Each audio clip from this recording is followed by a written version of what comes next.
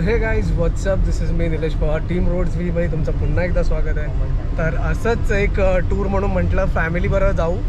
तर आता आम्ही जातो आहे रायगड इकडे. तर माझ्याबरोबर आहे अनिल, नमस्कार. प्रतीक, यो यो यो यो यो यो. अनिलची मिसेस म्हणजे माझी बहीण शिवानी.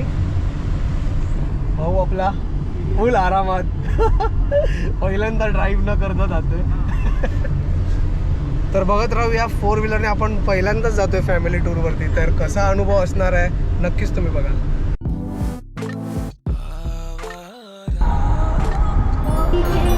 तर येस, आता आपण खोपोली टोलवरती पोहोचलोय.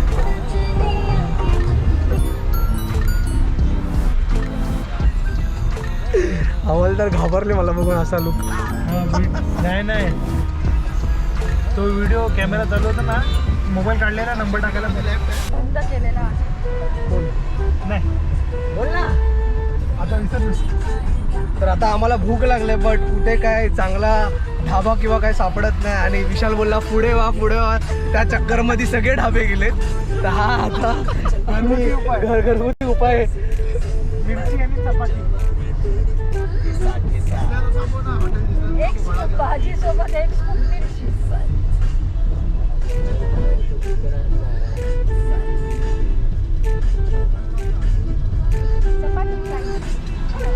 दे लवकर, मला व्हिडिओ काढायचा, लवकर खायला.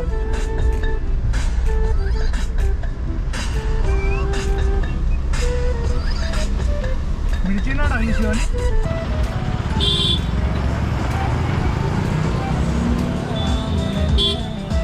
खारापूर कुठे आहे? पाली मार्गा नहीं दिखाऊंगा. लेफ्ट की राईट.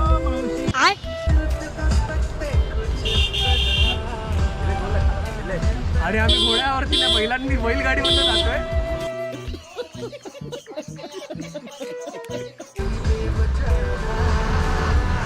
वाई रायगड कुठे आहे? बैलगाडी.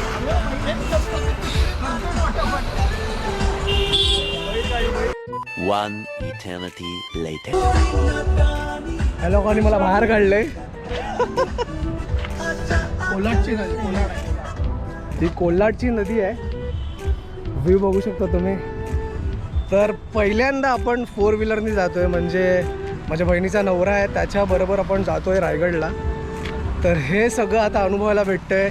म्हणजे आपण तर बाईकनेच जातो, तुम्हाला तर माहिती आहे, तुम्ही माझे व्हिडिओ बघितलेच आहेत. कारनी जातोय आणि बाहेर कोण येतं? ओ माय गॉड, ओ हो MC स्टँड.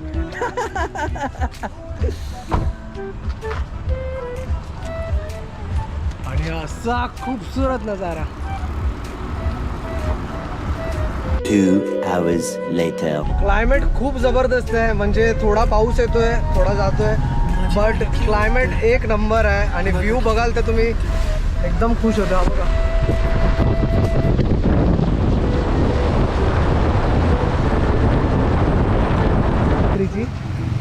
घेतलंय काय, मॅगी घ्यायला गेलेलो आणि बघा ह्या लोकांनी काय केलं, बिंगो, लेस, बालाजी. मस्त कापला गेला आपला Music. One eternity later.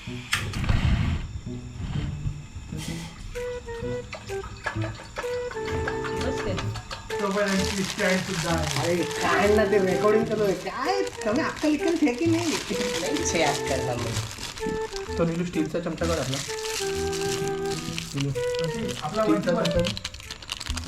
स्टीलचा चमचा धुवून घे. पण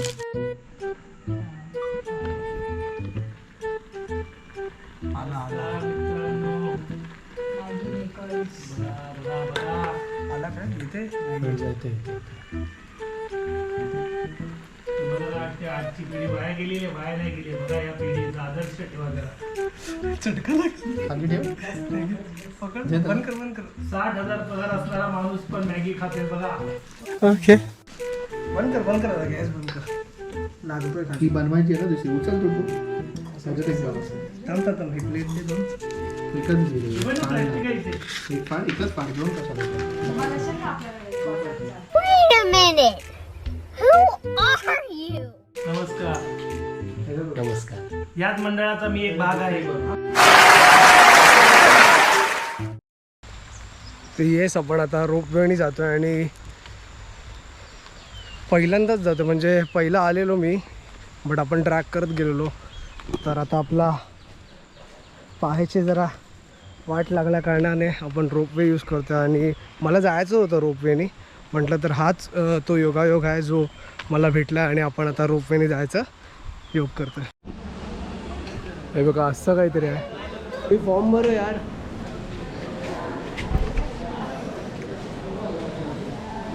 स्कॅन टॅलेड.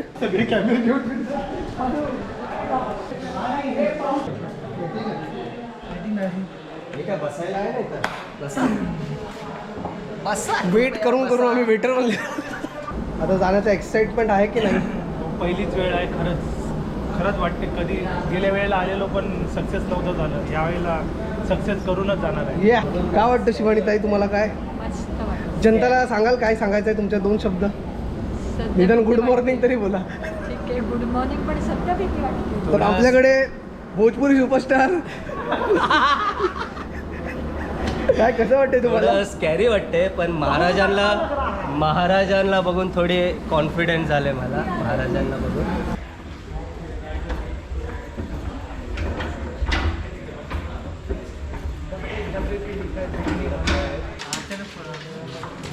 फक्त तेच नाही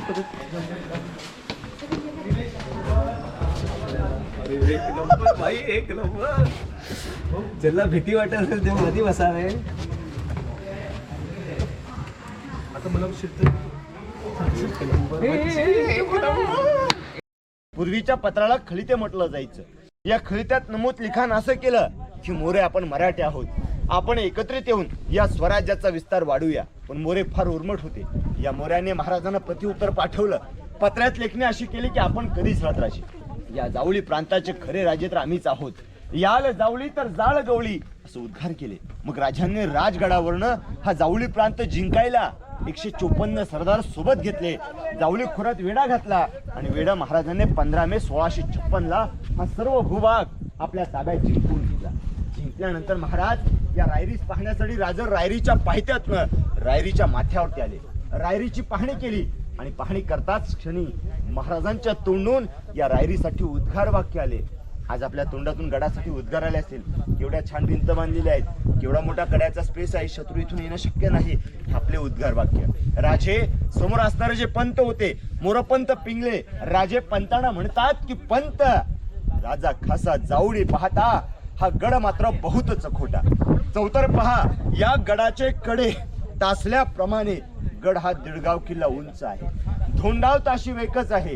इथली दगड सुद्धा तासल्याप्रमाणेच आहेत. महाराज म्हणतात की तख्ताशी जागा आपण हाच गड खडा करावा. पूर्वी तख्त म्हटलं तर राजधानी बोललं जायचं. या राजधानीचं काम हिरोजी इंदोळकर यांना सोपवलं.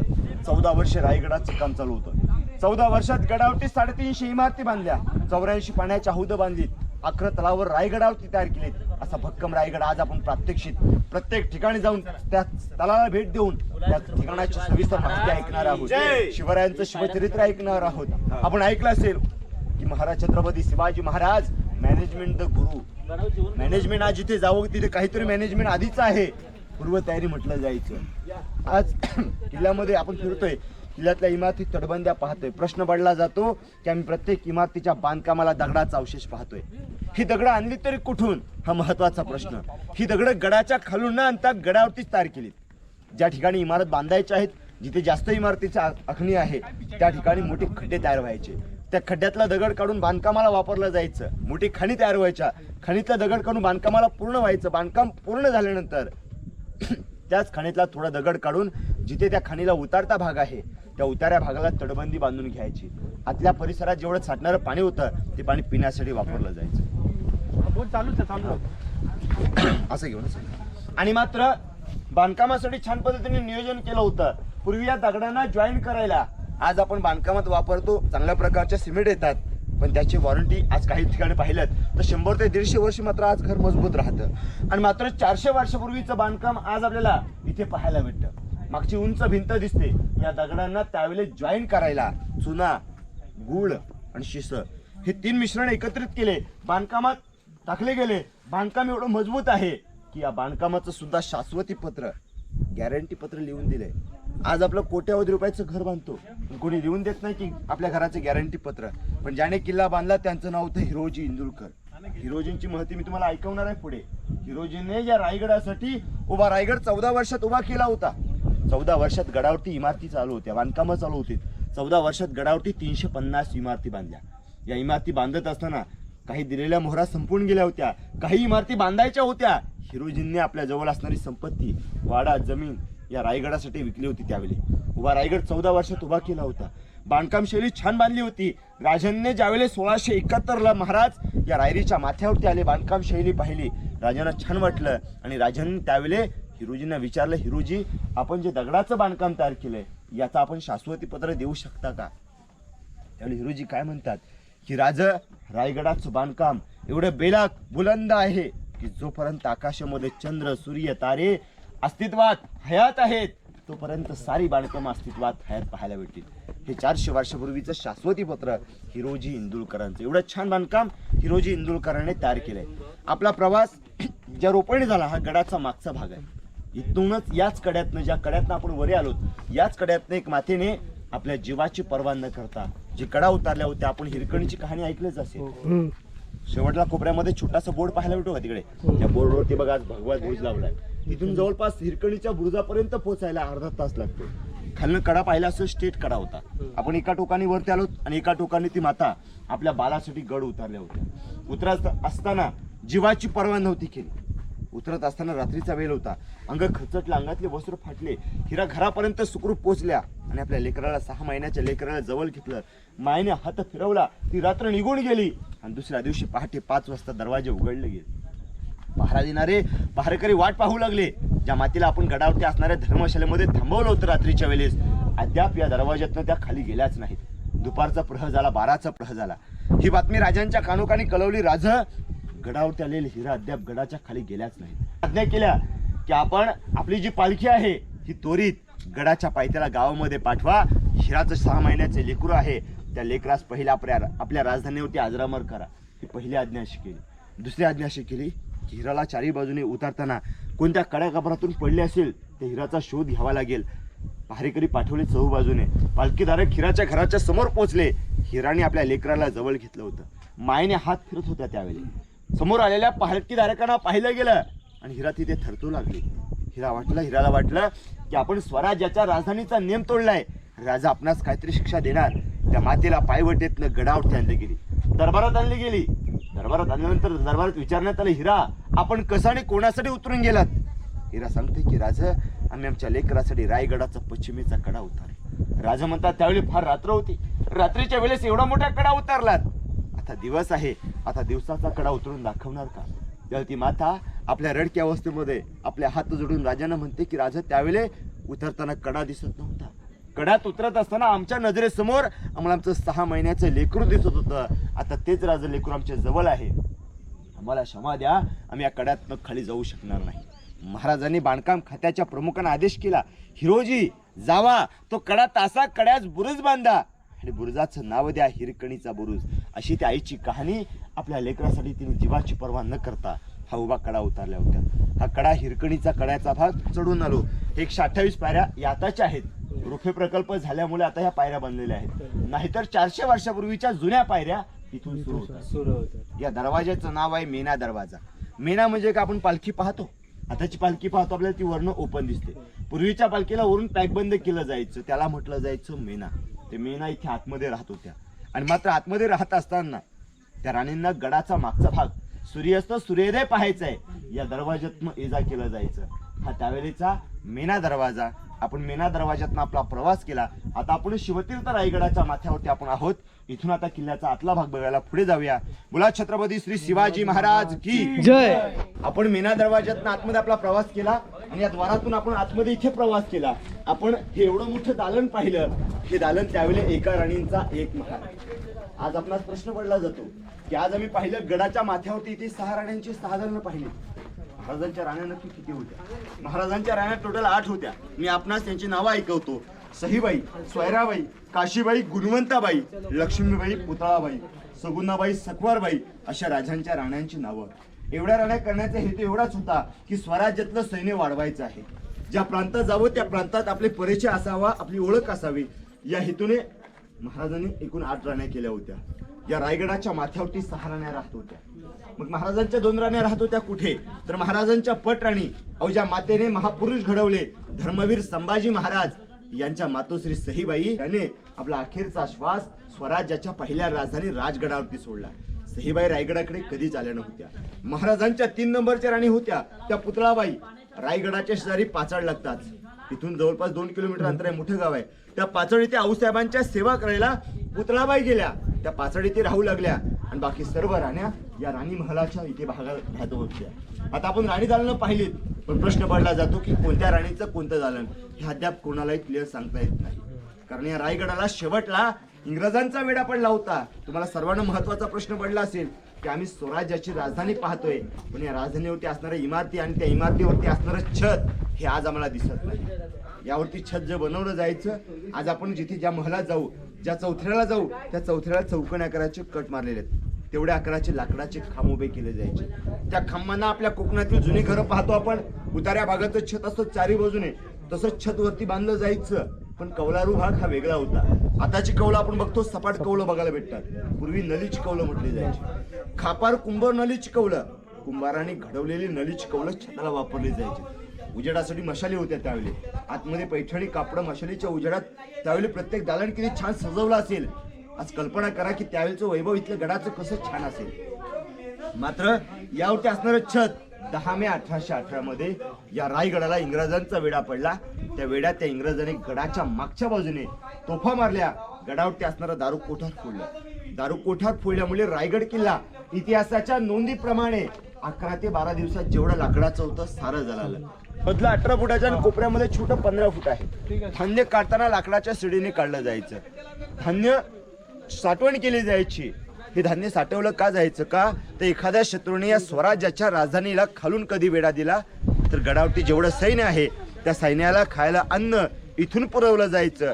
हे 400 वर्षापूर्वीचं पे होतं धान्यांचं कोठार. आपण इथून पुढे छत्रपती शिवरायांच्या राजमहालात जातोय.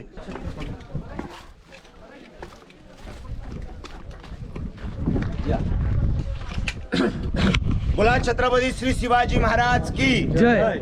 हे पहा, आज आपण शिवतीर्थ रायगडाच्या पवित्र भूमीत, पावन झालेल्या भूमीत तर आहोतच, पण या पवित्र ठिकाणी म्हणजे महाराजांच्या राजमहालाच्या मागील बाजूला आहोत. हा राजांचा भव्यदिव्य राहता राजमहल होता. हा राजमहल त्यावेळी बनवताना एकावर एक असा 2 मजल्याचा होता. याला त्यावेळी बाहेरनं पैठणी कापडाने सजवलं होतं. आतमध्ये लखलखणारे दिवे लावले होते. या लखलखणाऱ्या दिव्यात पैठणी कापडामध्ये त्या मशालीच्या उजेडात या महलाचं 400 वर्षापूर्वीचं वैभव किती छान असेल. महाराज या राजमहलात राहायचे, पण राहत असताना महाराजांनी आपला अखेरचा श्वास सुद्धा याच राजमहलात 3 एप्रिल 1680 दुपारी 12 वाजता हनुमंत जयंती होती. 12चा प्रहर होता आणि त्या 12च्या प्रहरी आपल्या राजांनी आपला अखेरचा श्वास या वाड्यात सोडला. तीही जागा राजमहलाची. इथे आपण प्रत्येकाने आपला माथा टेकवायचा आहे. इथली माती आपल्या मस्तकी लावायची आहे. इथे येणारा शुभक्त अभिमानाने इथे झुकून वाकून आपल्या डोका माथा टेकून इथे ती माती आपल्या मस्तकी लावली जाते, नतमस्तक होतात. ती पवित्र जागा राजमहलाची. गडाची पुढील बाजू पाहायची आहे. राजे राजमहलाच्या इथून आले की ही समोर राजांची बाल्कनी आहे. ही बाल्कनी अष्टकोण्याची आहे. याला दरवाजे आजही 8 दरवाजे आहेत. राजांना 8 आकडा शुभप्रिय आवडता होता. महाराजांची राजमुद्रा आपण पाहिली असेल, ही सुद्धा अष्टकोण्याची केलेली आहे. राजांचं सुवर्ण सोन्याचं सिंहासन जे होतं 32 मणाचं, ते सुद्धा अष्टकोण्याचं होतं. राजांच्या राण्या 8 होत्या. राजांसोबत मंत्रिमंडळ सुद्धा 8 होते. राजांना रायगडावरनं 8 किल्ले दिसायचे. राजांची बाल्कनी सुद्धा अष्टकोण्याची तयार केली. राजे इथे आतमध्ये जाऊन बसायचे आणि गडाची पुढची बाजू पाहायचे. हे पहा, आपण आता ज्या ठिकाणी उपस्थित आहोत, आपण ते नाव पाहिलं असेल, नावली लवतं खलबतखाना, चेंबर फॉर सिक्रेट डिस्कशन. शिवकालात ज्या काही गुप्त चर्चा केल्या जात होत्या त्या तलघरात केल्या जायच्या. स्वराज्याच्या गुप्तेर खात्याचे प्रमुख बहरूपी बहरजी होते. आपण नाव ऐकलं असेल. वेषांतरात फार पटायदार 7 ते 8 वेषांतर असे करायचे. वेषांतर केल्यानंतर त्या वेषांतरासारखंच बोललं जायचं. 16 ते 17 भाषा बहरजी नायकांना त्यावेळी जमल्या जायच्या, बोलता येत होतं. आणि मात्र आपले राजे गडकोट गडकिल्ले घ्यायचे, पण गनिमी काव्याने. गनिमी कावा किती छान होता पहा त्यावेळेचा. जो किल्ला आवडलेला आहे त्या किल्ल्याची पूर्वतयारी करायची, म्हणजे त्या किल्ल्याची पूर्व माहिती आणायला बहरजी नायकांना त्या किल्ल्यात पाठवायचं. पण पाठवताना कसं पाठवायचं? रोजचं वेषांतर बदलून पाठवायचं. साधूचं, व्यापाऱ्याचं, फकीराचं वेषांतर घालायचं. किल्ल्यात जायचं, किल्ल्यातल्या सर्वात महत्त्वाच्या माहिती आणायच्या, आराखडा लक्षात ठेवायचा आणि सारा प्लॅन जो काही सांगायचा आहे महाराजांना या तळघरात जाऊन सांगायचं. आणि अटक कधी करायचा? अमावस्याच्या दिवशी. का हो? अमावस्याच्या दिवशी भयानक अंधार असायचा. आपले मराठी फार हुशार होते. किल्ल्यात जायचे, किल्ला काबीज करायचे, पुन्हा त्या परतीच्या मार्गाने निघून यायचे. हा महाराजांचा स्वराज्याच्या गुप्तहेर खात्याच्या प्रमुखांसोबत असणारा विश्वास. बहरजी नायकांना स्वराज्याचा तिसरा डोला म्हणून आज ओळखलं जातं. स्वराज्यासाठी निष्ठावान राहिले. 3000 हिरांचे प्रमुख होते. पण कधी गर्वाने आपल्या पत्नीला सुद्धा सांगितलं नव्हतं किंवा बहरजी नायकांच्या पत्नीला सुद्धा माहिती नव्हतं की आपले धनी या स्वराज्याच्या गुप्तहेर खात्याचे प्रमुख आहेत ते सुद्धा. म्हणजे एवढी गुप्तता या बहरजी नायकांनी 400 वर्षापूर्वी या स्वराज्यासाठी बाळगली गेली होती. या रूममध्ये आतमध्ये जायला, इथून आतमध्ये 11 पायऱ्या तळघरात जायला, आतमध्ये 10x8ची खोली आहे आणि त्या 10x8च्या खोलीमध्ये बसून गुप्त प्लॅन ठरला जायचा. त्यामुळे गुप्त खलबतखाना आहे समोरच्या भागामध्ये. हे पहा, आपण आता पाहिलं येतात क्षणी खलबतखाना पाहिला आणि आपला प्रवास इथपर्यंत आपण केला. आपण पाहता क्षणी समोर पाहता इथे 2 स्तंभ बांधलेले आहेत. माझी दगडाचे स्तंभ, उभे स्तंभ आहेत. हे स्तंभ त्यावेळी जाणकारांची मतं आहेत की हे स्तंभ त्यावेळी 5-5 मजल्याचे होते. शेजारी 2 मजल्याचा स्तंभ बघायला भेटतो बाजूला. त्या स्तंभाला छान पद्धतीने पुढच्या बाजूला डिझाईन काढलेली आहे. या स्तंभाला म्हटलंय मनोरे स्तंभ. महाराजांच्या राण्या मनोरे स्तंभात बसून मनोरंजन निवांत बसून गडाची पुढील बाजू पाहायची असेल ती या स्तंभात बसून गडाची पुढील बाजू पाहता येत होती. या स्तंभाला मनोरे स्तंभ आणि त्याच्या बाजूला जो विटांचा आहे याला म्हटलंय विजय स्तंभ. राजांनी एखादा विजय प्राप्त केलाय, साऱ्या रयतेस कळवायचं आहे आपण आपला विजय प्राप्त केलाय. गडकोटातल्या गडाच्या पायथ्यातल्या असणाऱ्या गावकऱ्यांना, किल्लेदारांना, पहारेकरांना समजवायचं आहे, सांगायचं आहे, त्यांच्यापर्यंत पोचवायचं आहे. या हेतूने या विजयस्तंभावरती विजयाचं प्रतीक भगवध्वज फडकावला जायचा. साऱ्या रयतेला कळायला जायचं महाराजांनी तो विजय प्राप्त केलाय. हा विजयस्तंभ आणि बाजूचा मनोरे स्तंभ होता. समोर आतमधले कोपऱ्यातली विटांची रूम पाहिली तुम्ही. रूमचं नाव आहे टांगसल घर. महाराजांच्या काळात राजांची राजमुद्रा आपण पाहिली असेल, सोन्याचे होन पाहिले असतील, नाणी पाहिली असेल. ती नाणी, राजमुद्रा पाडण्याचं ठिकाण, छापण्याचं ठिकाण तिथे आतमध्ये होतं. आपण राजमुद्रा पाहतो आणि त्यावरती जे वर्णन लिखाण केलंय ते मोडी भाषेमध्ये आहे. त्यामध्ये वर्णन असं आहे की प्रतीप चंद्र रेखे व वर्धी विष्णू वंदिता शहा सुनो शिवशहा मुद्रा भद्राय राजते. ती मुद्रा तिथे आतमध्ये छापली जात होती. त्या मुद्रेचा अर्थ असा होता की जो प्रतिभेचा चंद्र जसा कोरेप्रमाणे वाढतो त्याचप्रमाणे शहाजी राजांचे वीरपुत्र छत्रपती शिवाजी महाराज यांचं राज्य सुकलतेप्रमाणे चांगल्या पद्धतीने वाढत जावं अशी बनवलेली राजमुद्रा त्या रूमच्या आतमध्ये बनली जायची. त्या रूमला छापखाना म्हटले, टांगसल घराचा भाग. आता आपण ज्या चौथऱ्यावरती उभे आहात याचं नाव आहे सचिवालय. हे महाराजांचं मेन ऑफिस होतं. राजांकडे 365 किल्ले होते आणि किल्ल्यांचे सर्व कागदीपत्र व्यवहार या चौथऱ्यावरती केले जायचे. याला सचिवालय म्हणतात. सचिवालयाच्या पुढे इकडे उघड्या खिडक्या आहेत, टेहळणी बुर्ज आहेत. आलेल्या शत्रूला पहारा द्यायचा असेल तर इथून दिला जायचा. इथूनच खाली या उघड्या खिडक्यातनं खाली पाहिलं तर उन्हाळ्यामध्ये आता सध्या धुक्याचं प्रमाण जास्त आहे, नाहीतर इथे खाली तळं आहे. तळ्याचं नाव आहे गंगासागर तलाव. गंगासागर नामकरण कसं आहे? गंगासागर. महाराजांच्या राज्याभिषेकासाठी काशीवरनं गागाभट्ट आले होते. येताना 7 नद्यांचं पाणी, 7 सागरांचं पाणी कलशांमध्ये आणलं होतं. आणलेलं पाणी अभिषेक झाल्यानंतर उर्वरित राहिलेलं पाणी हे कोणत्या ठिकाणी न होता ते पाणी या तलावात पोचलं. या तलावाचा अभिषेक केला आणि त्या दिवसापासून या तलावाचं नामकरण केलंय पवित्र गंगासागर. याच्यावरती 1-2 काव्याची रचना तयार केली, कविता तयार केली.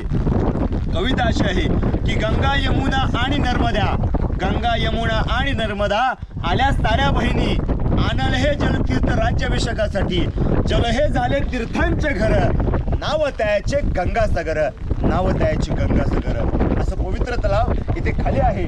मगाशी म्हटलं आपणास की तलावातून खडकातून काढलेलं दगड, खड्ड्यातून काढलेलं दगड बांधकामाच वापरला. शेवटला त्याच खड्ड्याला तलावाचं स्वरूप दिलं आणि तिथलं पाणी लोकांना पिण्यासाठी दिलं. महाराजांचं नियोजन किती छान होतं. बांधकामासाठी दगड झाला, जिथे आतमध्ये लोक राहणार त्या लोकांना पाण्याच्या सुविधा झाल्या. आता आपण मेन सचिवालयात आहोत. सचिवालयाच्या पुढील भाग या कोपऱ्यामध्ये एक छोटा चौथरा आहे. याला सदर म्हटलं जायचं. शिवकालात सदरेवरती बसून छोटे मोठे न्यायनिवाडे केले जायची. ती सदर समोर पाहतोय आपण. आणि आता सदरेच्या पुढे दिवाणे आम दरबार, ज्या ठिकाणी आपल्या राजांचा राज्याभिषेक झाला असं पवित्र ठिकाण दिवाणे आम पाहण्यास पुढे जात आहोत. राज्य दरबार पाहायला पुढे जाऊया. हे पहा, आज आपण शिवतीर्थ रायगडाच्या पवित्र भूमीत, पावन झालेल्या भूमीत आहोत. तो म्हणजे राज्य दरबारात आहोत आपण. ही जागा पाहता एवढी पवित्र जागा आहे की याच ठिकाणी सर्वसामान्य माणसाला न्याय दिला जायचा. हाच तो न्यायाचा दरबार, राज्य दरबार. आपण राजांच्या राज्याभिषेकाचं सर्वांनी छायाचित्र पाहिलं असेल. त्यात पाहिलं असेल एका इंग्रज वकिलाने आपल्या डोक्यातली मानाची कॅप काढली होती आणि आपल्या राजांना त्रिवार मुजरा केला होता. त्या इंग्रज वकिलाचं नाव होतं हेनरी ऑक्झेंटन. येताना पायी मार्गाने आले होते. येता क्षणी त्यांना पायी मार्गाने 6 तासाचा प्रवास झाला होता. त्यावेळी दुभाषक, इंग्रजी बोलणारे दुभाषक नारायण शिंदे यांचं सोबत गडाच्या माथ्यावरती आले. पायी मार्गाने गडाच्या माथ्यावरती आले. गेटच्या समोर आले. 6 जून 1674ला गेटच्या समोर आल्यानंतर गेटच्या समोर त्याने 2 घोडे आणि 2 आवडवे हत्ती पाहिले आणि ते इंग्रज वकील आश्चर्यचकित झाले. ते म्हटले की 2 पायाचा माणूस गडाच्या पायथ्यातनं गडाच्या माथ्यावरती येताना फार दमछाक झाली. छत्रपती शिवरायांनी गडावरती हत्ती कशा आणले हा प्रश्न त्या इंग्रजाला पडला होता. महाराजांच्या राज्याभिषेकाच्या त्या गडबडीमध्ये त्या इंग्रजाला त्याचं उत्तर काहीच भेटलं नाही. इंग्रजीतून परत निघून गेले. पण प्रश्न राहावेना म्हणून रोजच्या डायरीत लिखाण करून ठेवला. प्रश्नाचं उत्तर अलीकडे दिलं जातं की राजांनी जे गडावरती हत्ती आणले, हत्ती आणताना मोठा हत्ती आणणं शक्य नव्हतं. गडावरती हत्ती आणले पण हत्ती आणताना या गडाची कामं चालू असताना लहान पिल्ल गडाच्या पायथ्यातनं पालखीत बसून त्यांना गडावरती आणून त्यांना गडावरती लहानाचं मोठं केलं. राज्याभिषेकला त्या हत्तींचा वापर केला. हे छान नियोजन होतं महाराजांचं. दूरदृष्टींचे राजे म्हटलं जातं छत्रपती शिवरायांना. आधीचा विचार केला होता राज्याभिषेकासाठी हत्तीची गरज पडणार आहे, मोठा हत्ती आणणं शक्य होणार नाही, म्हणून लहान पिल्ला गडावरती आणून त्या पिल्लांना संगोपन करून लहानाच्या हाती मोठे केले होते. हे 400 वर्षापूर्वीचं नियोजन. इंग्रज आतमध्ये आले, प्रश्न राहावे ना म्हणून या दरबारात समोर जाऊन आपल्या डोक्यातल्या मानात जी कॅब होती ती बाजूला केली. आपल्या राजांना त्रिवार मुजरा केला आणि महाराज हा मुजरा स्वीकारत या भागामध्ये ते इंग्रज वकील बाजूला बसले. राज्याभिषेकाचं सारं वर्णन लिखाण केलं. ते म्हणतात की राज्याभिषेकाच्या वेळेस या दरबारात त्यावेळेस 6000 लोक बसली होती. पैठणी कापडाने सजवलेला हा दरबार होता. मशालीचे उजेड लावले होते. राजे सकाळी पहाटे 4 वाजता उठले होते. राजमहालामध्ये स्नान केलं होतं. शाही पोशाख घातला होता. गळ्यामध्ये कवड्याची माळ घालण्यात आली होती. डोक्यावरती जिरा टोप घातला होता आणि कपाळी चंद्रकोर लावलं होतं. आणि राजे त्या राजमहालातनं पहाटे 4 वाजता या गडाचं मुख्य देवस्थान जगदीश्वर महादेव राजे या महादेवांच्या दर्शनास पुढे गेले. राजांनी महादेवांचं दर्शन घेतलं. महाराजांचा प्रवास पुन्हा त्या गेट मंदिराच्या समोरनं या गेटच्या समोर झाला आणि या गेटच्या माथ्यावरती वाजणारे वाद्य मोठमोठ्याने नगारे, चौगडे, सनई, तुतारे, दुदांब्या वाद्य वाजत होते आणि राजा गेटच्या समोर आले. गेटच्या समोर ज्या आया बहिणी होत्या या आया बहिणीने महाराजांचं औक्षण केलं. आरती ओवाळणी केली राजांची. राजांचा प्रवास गेटच्या समोर होताच या दोन्ही बाजूला असणारा प्रत्येक सरदार, या दरबारात असणारे 6000 लोक, आपल्या डोक्यावरती जो पगडा फेटा होता प्रत्येक जण बाजूला करू लागला. राजे जसे पुढे येऊ लागले तसा प्रत्येक सरदार आपल्या डोक्यातला पगडा फेटा बाजूला केल्यानंतर आपल्या महाराजांना त्यावेळी त्रिवार मानाचा मुजरा केला आणि महाराज हा मुजरा स्वीकारत राजे या मार्गातनं सिंहासनाच्या जवळ गेले. सिंहासनाच्या बाजूला बसलेल्या आऊसाहेबांकडे पाहिलं गेलं आणि आऊसाहेबांच्या डोळ्यातून वाहणारे अश्रू पाहिले. अश्रू सांगत होते की शिवनेरीच्या मातीमध्ये रांगणारे खिलणारे बाल शिवबा हाच या साऱ्या रयतेचे राजे बनत आहेत. आऊसाहेबांना किती आनंद वाटला असेल त्या क्षणाला. राजे मात्र सिंहासनाच्या मागील बाजूला गेले. सिंहासनावरती विराजमान व्हायचं आहे पण त्या सिंहासनाच्या 4 पायऱ्या पाहिल्या आणि राजांना त्यावेळी त्या वीर सवंगड्यांची आठवण झाली, ज्यांच्या जीवावरती हे हिंदवी स्वराज्य उभं केलं. ते वीर सवंगडी आज या आनंदाच्या सोहळ्यात दिसत नाहीत. त्या वीरांची रांगणारी पोरं त्यांच्या त्या विधवा महिला दरबारात पाहायला भेटत आहेत. राजा आपल्या आऊसाहेबांना म्हणतात की आऊसाहेब या सिंहासनाची पहिली पायरी चढतात आम्हास वीर सवंगडी, आमचे लहानपणीचे वीर सवंगडी तानाजी मालुसरे यांची आठवत आहे. आपल्या मुलाचं लग्नाचं आमंत्रण देण्यासाठी आले होते. या स्वराज्यासाठी बोलून गेले की राजा आधी लगीन त्या कोंडाण्याचं आणि मगच आमच्या रायबाचं अशी म्हणणारे आमचे तानाजी मालुसरे आज या आनंदाच्या सोहळ्यात दिसत नाहीत. राजे सिंहासनाच्या दुसऱ्या पायरीत नतमस्तक झाले. राजांच्या डोळ्यातून अश्रू अनावर झाले आणि राजा आपल्या आऊसाहेबांना म्हणतात की आऊसाहेब या सिंहासनाची दुसरी पायरी चढताच आम्हाच बाजी प्रभूंची आठवत आहे. राज लाखाचे पोशिंदे आपण, राज लाख मिळे तरी चालतील परंतु लाखाचा पोशिंदा मारता कामा नये असे म्हणणारे बाजीप्रभू देशपांडे हे आनंदाच्या सोहळ्यात दिसत नव्हते. मुरारबाजी प्रतापराव गुजर त्या बहिलोल खानास जोपर्यंत गर्दनच मिळवत नाहीत तोपर्यंत रायगडी तोंड दाखवू नका असे उद्गार महाराजांचे प्रतापरावांच्या कानी पडले. त्यावेळी प्रतापराव गुजर वेडात मराठे वीर दौडले सात वीरांचं वेडात गेले. वेडात मराठी वीर दौडले सात असंख्य वीरांची नाव घेतली. राजे या सणावरती विराजमान झाले. राजांच्या अंगावरती सोन्याचं छत्र धरलं. राजे छत्रपती झाले आणि या गेटच्या समोर एका गुलछुपदाराने महाराजांवरती गर्जना दिली, शिवगर्जना दिली गेली. आपण सर्वांनी मागणं जय म्हणायचं आहे. गर्जना अशी होती की महाराज गणपती गज अश्वपती भूपती प्रजापती सुवर्ण रत्न श्रीपती अष्टप्रधान वेष्टित न्यायालंकार मंडित शस्त्रास्त्र शस्त्र पारंगत राजनीती धुरंधर प्रौढ प्रताप पुरंदर क्षत्रिय कुलावतांश सिंहासनाधीश्वर राजाधिराज योगीराज श्रीमंत श्री श्री श्री श्री राजा शिव छत्रपती श्री शिवाजी महाराज की जय जय भवानी जय शिवाजी. सर्वांनी आहे तिथेच उभे राहा. माझी सर्व शिवभक्तांना विनंती आहे की आपण 400 वर्षापूर्वीची माईक सिस्टीम दोन्ही साधना पाहणार आहोत. आहे त्या जागेवरती उभे राहा. मी जेवढ्या इथून छोट्या आवाजात बोलणार आहे तो आवाज तुमच्यापर्यंत पोहोचला की आपण सर्वांनी या राज दरबारात मोठ्याने जय म्हणायचं आहे. छत्रपती श्री शिवाजी महाराज की जय. मला वाटतं 150 लोक असतील इथे. सर्वांनी मोठ्याने जय म्हणा. चांगल्या दरबारात आज आपण इथे. बोला छत्रपती श्री शिवाजी महाराज की जय. जय भवानी जय शिवाजी हर हर महादेव धर्मवीर श्री छत्रपती श्री संभाजी महाराज की जय. बघा कागद आहे मी ते फाडतो. जर आपल्या सर्वांना आवाज तिथपर्यंत पोहोचला तर आपण सर्वजण आपल्या छत्रपती शिवरायांसाठी आणि जे शिल्पकार हिरोजी इंदुरकर होते यांच्यासाठी आपण सर्वांनी टाळ्या वाजवायच्या आहेत. हा कागदाचा आवाज आल्यानंतर 1 2 3. धन्यवाद सर्वांना. प्रथम मी मनीष गोरे आपणास शिवतीर्थ रायगडाची सविस्तर माहिती दिलेली आहे. निलेश परबदादा यांचं चॅनल आहे. छान पद्धतीने गडाची माहिती त्यांना दिलेलीच आहे. आपण सुद्धा यात पाहावं, सबस्क्राईब करावं, लाईक करावं, शेअर करावं. आणि माझं नाव आहे मनीष गोरे. माझा मोबाईल नंबर 9284555679. दोन शब्द बट फार माहिती दिली आणि हा आपला इतिहास आहे. हा प्रत्येक महाराष्ट्र मराठींनी जपला पाहिजे. खरं सांगू तर इथे प्रत्येकजण येऊन काय इतिहास आहे, काय घडलंय, महाराजांनी काय केलं आपल्यासाठी हे नक्कीच इथे आल्यावरतीच कळतं. आणि मी तर हेच म्हणणार की एकदा तरी फॅमिलीला घेऊन या, त्यांना दाखवा. आपण प्रत्येक जरा इकडे तिकडे फिरत असतो, गड किल्ले जात नाही. बट हे आता रोपवे पण सुद्धा बांधलाय. तर एकदा लहान मुलांना आजपासूनच सवय केली ना तर उद्या जाऊन हे आपले गड किल्ले जसे आहेत तसे वाजत राहतील. नाहीतर हा इतिहास इथेच थांबणार.